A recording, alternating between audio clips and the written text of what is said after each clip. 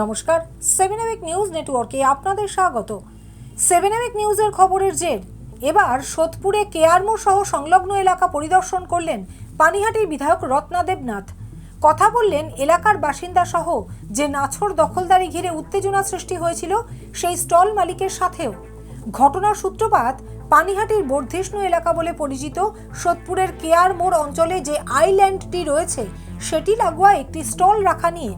উল্লেখ্য, দুদিন আগেই এই ঘটনা নিয়ে ওই এলাকার বাসিন্দাদের সাথে স্টল মালিকের বাদানুবাদের ঘটনাকে কেন্দ্র করে উত্তেজনা ছড়ায় কেয়ারমোড় এলাকায়। সেই ঘটনার খবর আমরা তুলে ধরেছিলাম 7 নিউজের পর্দায়। স্থানীয় বাসিন্দারা অভিযোগ করেছিলেন, চারটি রাস্তার সংযোগস্থল অত্যন্ত গুরুত্বপূর্ণ সোদপুরের এই কেয়ারমোড় এলাকায় মদের দোকানকে কেন্দ্র করে অবৈধভাবে গজিয়ে ওঠা অস্থায়ী দোকানপাট স্টলগুলি উঠিয়ে দেওয়া হয়েছে। কিন্তু আইল্যান্ড সংলগ্ন এই স্টলটি সরিয়ে ফেলার পর রাতারাতি পুনরায় স্টলটি আগের জায়গাতেই বসানো হয়েছে। আর গত সোমবার এই ঘটনাকে কেন্দ্র করেই উত্তেজনা ছড়ায় ওই এলাকায়। সেই ঘটনায় 7 নিউজে সম্প্রচারিত হবার পরেই বুধবার ঘটনাস্থল পরিদর্শনে আসলেন বিধায়ক রত্না দেবনাথ। ওই এলাকার বিভিন্ন জায়গায় সৌন্দর্যায়নের জন্য বৃক্ষরোপণের আশ্বাস দেওয়ার পাশাপাশি অবৈধভাবে বসা ওই স্টলটিকে সরিয়ে নিয়ে যাওয়ার স্পষ্ট নির্দেশ দেন তিনি জানান, কোনোভাবেই রাস্তা দখল করে ব্যবসা করা যাবে না। অ্যাপ্লিকেশন দিয়েছিলেন বিধায়ককে যে এটা যেন আমি ব্যবসাটা করতে পারি। আমরা কি করলাম, চিঠিটাকে রেফার করে থানায় পাঠিয়ে দিলাম। থানা কি বললো, থানা গেছি, থানা গিয়ে থানাটা জমা রেখে না, থানা জমা রাখেনি, থানাটা রিফিউজ করে সঙ্গে সঙ্গে চিঠিটা আপনাকে দিয়ে না, চিঠি দেয় আপনি চিঠি নিয়ে আবার গেছিলেন আমার কাছে। আবার মিথ্যা কথা বলবেন না একদম। এই জিনিসগুলো আমরা একদম পছন্দ করি। থানা থেকে যে শুনুন, এই যদি মিথ্যা কথা বলেন আমি কিন্তু থানা রিপোর্ট করবো আপনার নামে। থানা থেকে যে চিঠিটা নিয়েছে উনি ওসি নিজে টেবিলের উপরে জমা করে রেখে না, জমা করে আপনাকে রিফিউজ করে লিখেছে, আমরা অনুমোদন দিতে পারবো না। আমি দাদা পাইনি চিঠিটা, আপনাকে আমি বলছি শুনুন। আপনি সেই চিঠি নিয়ে আমার অফিসে গেছিলেন। আপনার অফিসে দেখুন, আমি থানা কিন্তু কমপ্লেন করবো আপনার নামে। আপনি তার উত্তর আপনাকে আমি বললাম যে কাকিমা, এই যে আমি বলছি বলা, আমি তো বলে দিয়েছি পুজো অবধি যে যেখানে থাকবে আচ্ছা সে সেখানে থাকবে। আপনি এই কথাটা বলেছেন? না না, ওইসব কিছু বলা হয়নি। আপনি মিথ্যে প্রচার করবেন না, ওগুলো কিছু হয়নি। আপনাকে কাকিনাটা বলতে পারে না, এইগুলো বলবেন না, এইগুলো বলবেন না, এগুলো কিছু না, এগুলো বলবেন না। আমার কি পুলিশ নেতাদের নাম আপনি এখানে বলবেন না, কোনো রিকোয়েস্ট নেই। আজকেও মালটা তৈরি হয়ে গেছে, আজকে দিনটা বসতে দিন, কালকে আমি চলে যাবো। ঠিক আছে, আপনাকে আমরা ভালোবাসি, আমরা ভালোবেসেছি। আপনি কেন আমাদের নামে বোঝার চেষ্টা করছেন? আপনি যে কথাটা বললেন, আমি যখন থানায় কমপ্লেন করি চিঠি দিয়ে কি হবে? আপনার দোকানটাও নিয়ে যাবে, আপনাকেও নিয়ে যাবে।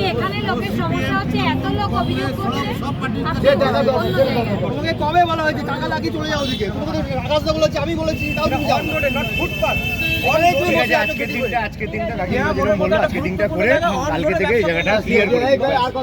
রাজ্যের পুর নগরোন্নয়ন মন্ত্রী অগ্নিমিত্রা পালের করা নির্দেশানুযায়ী রাস্তার ধারে কিংবা ফুটপাত দখল করে অবৈধভাবে কোনো দোকানপাট তৈরি করে ব্যবসা চালানো যাবে না। সাধারণ মানুষের চলাচলের জন্য ফুটপাত এবং রাস্তা সম্পূর্ণ ফাঁকা রাখতে হবে। সেই নির্দেশ মেনেই পানিহাটির বিধায়ক জানান, আইনানুযায়ী তিনি এই জায়গায় স্টল বসাতে পারেন না। এই বিষয়টা নিয়ে আমাদের পুরানো কর্মী তিনি গেছিলেন, তিনি বলেছিলেন আমাদের দলের একজন কর্মচারী খুবই গরিব, তো সে এখানে একটা দোকান, সব দোকান উঠে গেছে। আমি বললাম না, উঠতে হবে।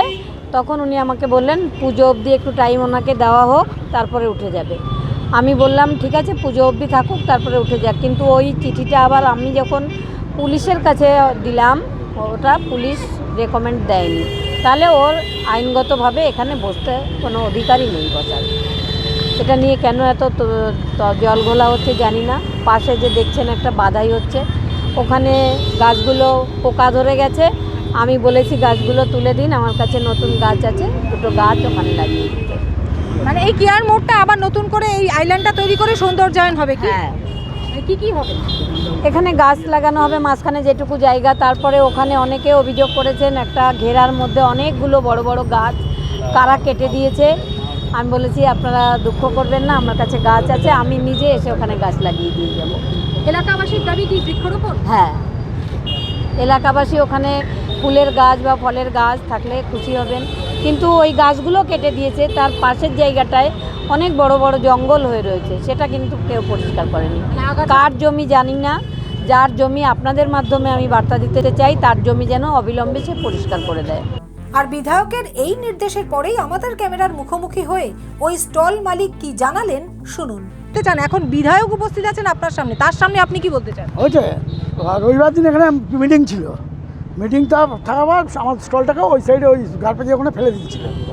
তারপরে আসো মন্টু আছে এখানে, মন্টু ভৌমিক 1 নম্বরে, মন্টু ভৌমিক বলে বিজেপির কর্মী একজন, আর শুভ ওরা আছে। ওরা আমাকে বলেছে শঙ্করদা আমি আজকে স্টলটা সরিয়ে দিলাম, আমাদের মিটিংটা হয়ে যাক, কাল ম্যাডামও সেদিনকে ছিলেন এখানে, তা আজকে মিটিংটা হয়ে যাক, তারপরে তুমি স্টলটা পেতে দিও, এরকম কথা হয়েছিল। আমি সেদিনকার রাত্রেবেলায় যখন প্যান্ডেল খুলছে কিছু বলিনি। তারপরের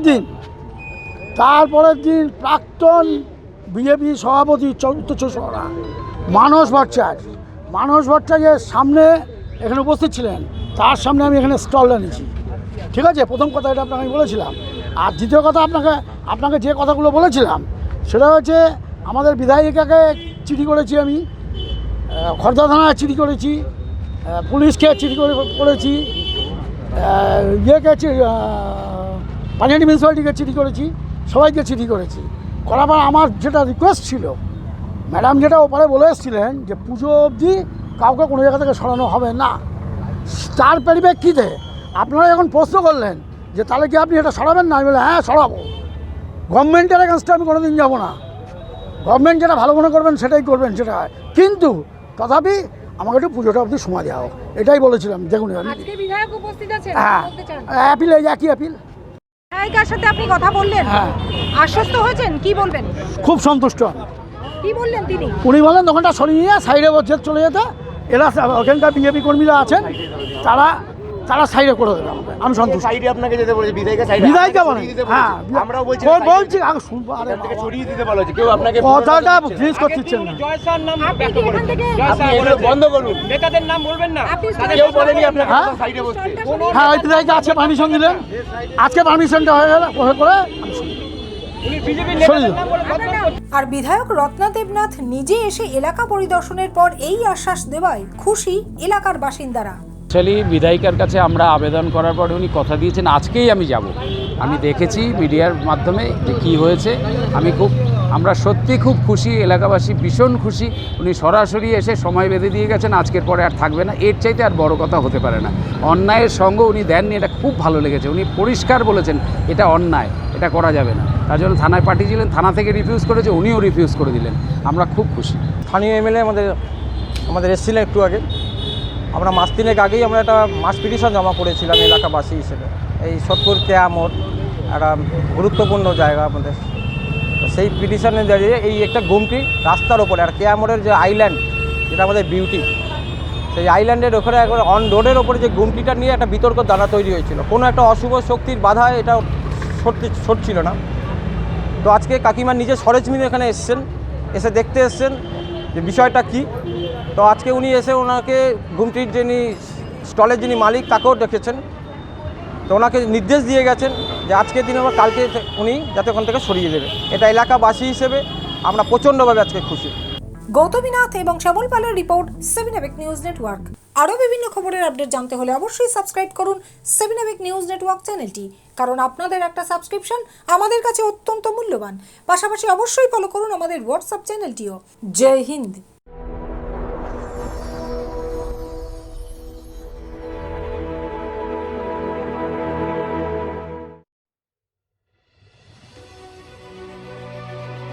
Elegance is never accidental. It is chosen, curated, defined by intention. In a world of excess, true luxury whispers. It does not compete. It does not demand attention. It commands it. At B20s, we create more than jewelry. We shape presence. Every curve is considered, every surface refined, every detail deliberate, crafted with precision, finished with restraint, designed not to overpower, but to elevate. Because luxury is not about display, it is about distinction. The quiet confidence of gold against skin, the subtle brilliance of light catching movement, the harmony between strength and grace. This is not ornament, it is expression, not decoration, but identity, a reflection of self. Unapologetic, uncompromised, timeless. At B20s, modern elegance finds its voice without ever speaking. This is refinement without noise, beauty without excess, luxury without effort. B20s, the premium luxury brand. Elevate your everyday.